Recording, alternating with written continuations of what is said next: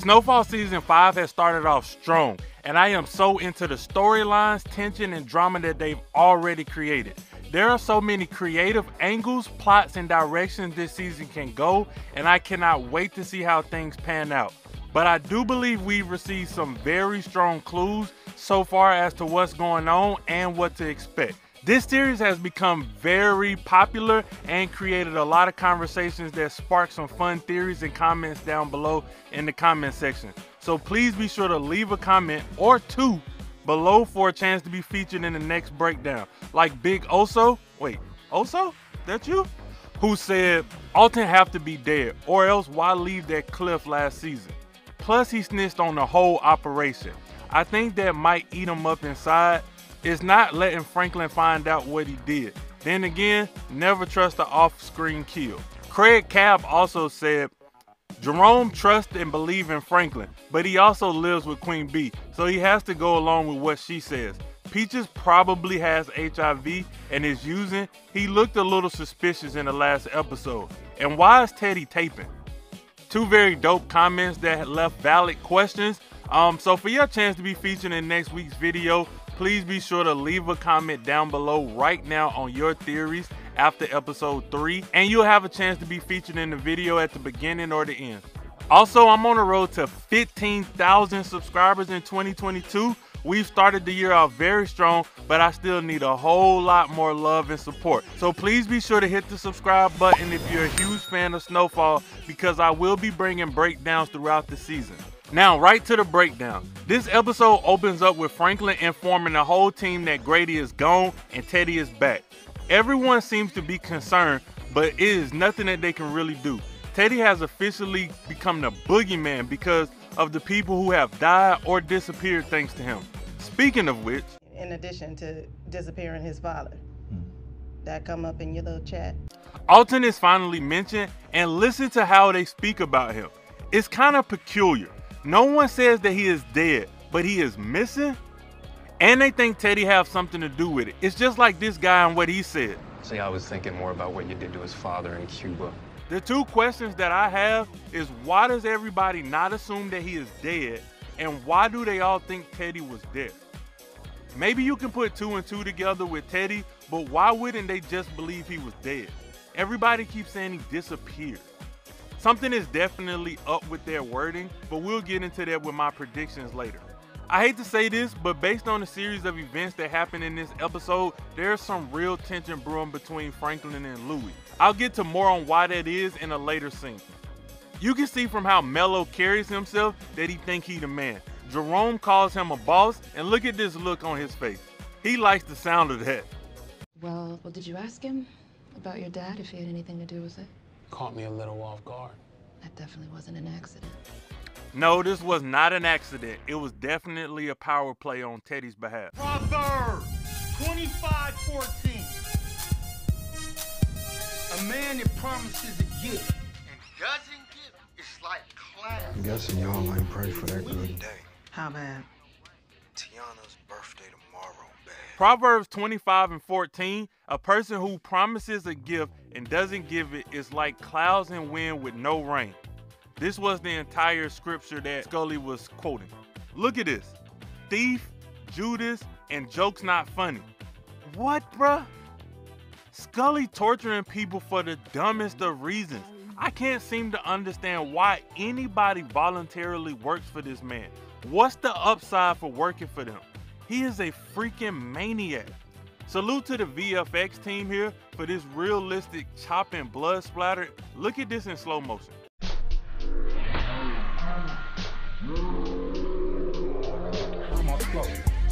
So listen close next time. Yo, bro, so he cussed this man ear off and told him to listen close next time. That is so funny. Did anybody else catch that? He really does this to instill fear in Louie and Jerome. And it kind of worked, at least for Louie. She looked very concerned. You can see in Scully's background that he has a picture of Khadijah, his wife, and Tiana, his daughter, above this memorial that he has with balloons and candles, dolls. He also has this satanic imagery on his wall while quoting Bible scriptures and torturing people. This man is really twisted. and out of his freaking mind. He cannot make rational decisions at all. This is a perfect example as to how the writers use misdirection. They set this entire thing up as if they were planning to get Mello in power over Scully. Teddy is back in his old office, and it shows how far off the rails he was. Look at all the alcohol in the glasses, the cocaine all over the place. All of this stuff going on, and he still feels that he was better than Grady. Somehow he looking at all this hypocrisy, and he is still worthy of a second chance, but Grady wasn't. This shows us that Teddy's selfish intentions will have him stop at nothing to get what he wants. Y'all steady playing us to the left. Maybe we just shoot you in the stomach. Play a game spades out. Look, I thought we was past that when y'all brought us on. You think I brought you all on? It was up to me. We be dead, right? Man, come on. Why you bringing up old shit? Jerome's still harboring some serious resentment, and this will eventually come up later on in the season, I'm betting. But I'm sorry for shooting you, you know? I'm glad you did not make it. This was a sincere apology. Everyone seems to have grown and matured quite a bit and set aside all their personal issues for business. Stop smoking, huh? Again, they are drilling this into our head that Teddy is sober, but this statement is significant because Franklin was one of the first people to mention the fact that Teddy started smoking. What's up? Smoking now. Yeah. Thought maybe I was getting too healthy. So for him to notice that he has stopped is critical because it means that Teddy is straightening up. Teddy checks Franklin about his prices mainly because Franklin isn't willing to take a pay cut. He is trying to keep his profit margins high even when dealing with Jerome and Louie for his own revenue. I had something for you here, man. I really do. The truth is, I have no idea what's happened to Alton. I really want to dissect this conversation. First off, read his line. We all know that he went to Cuba. We know it. Franklin somehow knows it. The CIA knows it. Everybody knows that that's the truth. But there is some truth in his words. So what I want to do is sift through these lies and half-truths and see if we can figure out a few theories. He went after the CIA. He pissed off a lot of people that are way above my pay grade, trust me. So what you saying? CIA went down there and found him and what? Kidnapped him? Killed him? Okay, this is true. He did piss off a lot of people, and if Teddy found him so easily, others would have found him as well. So maybe Teddy got to him first before anyone else could to protect him. Why? Why would he do that is what you're saying. Let's keep listening. From the minute your parents touched down in Cuba, they would have been targeted by any number of intelligence agencies. I'm talking about the DGI, the KGB, and your father, a former Panther, would have been what they call a high-value target. But when they want to use him? Turn him? A lot of times it starts that way, but if he resists, if he doesn't cooperate, then things can get out of hand. Maybe Teddy saw him as a high-value target and tried to turn him, and it worked. Or maybe it didn't work, and things got out of hand. I truly feel that Teddy might have clued us in on what's truly going on with Alton some way, somehow through this conversation with Franklin. You know, or, you know, he could be in some Cuban jail cell right now. Franklin, I swear to you, whatever happened to your father, I had nothing to do with it. Maybe he has him locked up somewhere under surveillance looking for his cooperation or information for his benefit. Notice none of the options that Teddy gave him included death. Not one person on this freaking show has said that Alton is dead. How strange is that? You good? Yeah. I don't think I'll ever get used to all this shit. Yeah, I'm overdue a Panama run. Till then, don't get no ideas. I like being alive more than I like money. Now that Peaches theory is looking more and more believable with every scene that he is in. I think it's more likely that he is using than it is for HIV because the sniffling and I think that's a symptom of drug use and not so much HIV. But it sure as heck is not just a code. This is sneaky and subtle, but they give us a quick view from Teddy's angle, which kinda clued us in on what's going on. Franklin is immediately suspicious, and Teddy is spying on him to see if there is any kind of trust issues with him or Gustavo. This is about to become an intense chess match between Teddy and Franklin, because Franklin didn't fall into the trap like Teddy was hoping. I told you I need a little red meat. Where we at on that? It ain't a little thing that you asking for, and right now I got a lot of balls in the air. So I just need a little bit more time, okay?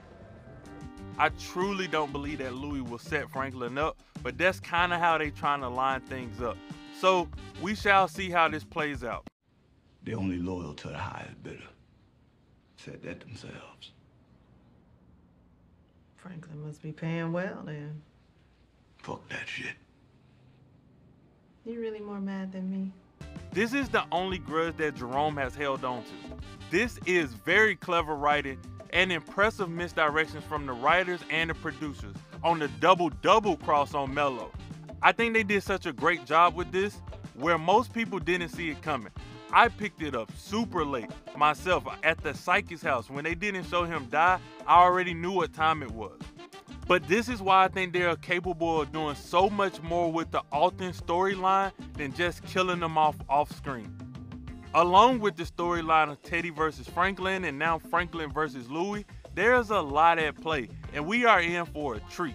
Teddy is sloppy, he doesn't clean up behind himself, and Franklin is able to confirm his suspicion, which now means that Franklin is a few moves ahead of Teddy at this point. They pulled this double cross off with Scully to gain his trust. They've built some type of rapport and relationship with him, but they know how important trust is to him, and they saw an opportunity to cement their place with him and keep things working. The old saying, the devil you know is better than the one you don't know, boy, that's bone chilling for this particular situation, but I mean, I guess it's true. And Mello had a power complex, and that's the one thing that Scully is good with, his role. He know his role. Louie said it back in season 4 when they was trying to decide between Scully and Manboy. I'm happy to split the profits with y'all 50-50. But you gotta come home, get this operation under one roof. No, we ain't doing that. Why? Why not? Because I don't want to put my life, our life, at risk for your bullshit-ass decisions. Is that it?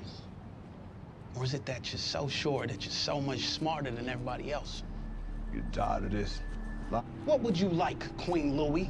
What's gonna make you happy? Because nothing seems to do it for you. How about not being under anybody's thumb, nephew? This argument is so serious because Jerome really has started following Louie's lead. Ever since she left him and came back, I think he is taking a back seat for once because he knows she's been walked on and screwed over, and now it's finally her time to call the shots and be the boss. And she is feeling herself a little bit, and she wants to have her own opportunity and this power. Very commendable for Jerome to step aside for her and go against what he actually wants. I don't know about y'all two, but I'd like to stay alive long enough to enjoy what I've made. So from here on out, I don't want to hear anything else about kilos or prices. Y'all want to go out on your own? Fine. But do not for 1 second fuck around with what I got to do to get mine, because I promise you, there is nothing I'm not prepared to do. Bottom line, Franklin is not playing about his girl and his kid. Well, that's it, guys. I want to really thank you guys and appreciate you for following me through this series. We're gaining and growing this community very, very rapidly, and it's all thanks to you. So please be sure to like, comment, and subscribe. Share this thing on social media. Follow me on Instagram and Twitter. Tag your friends. Tag the Snowfall community, and let's continue to grow. And until next time, man, I'm out.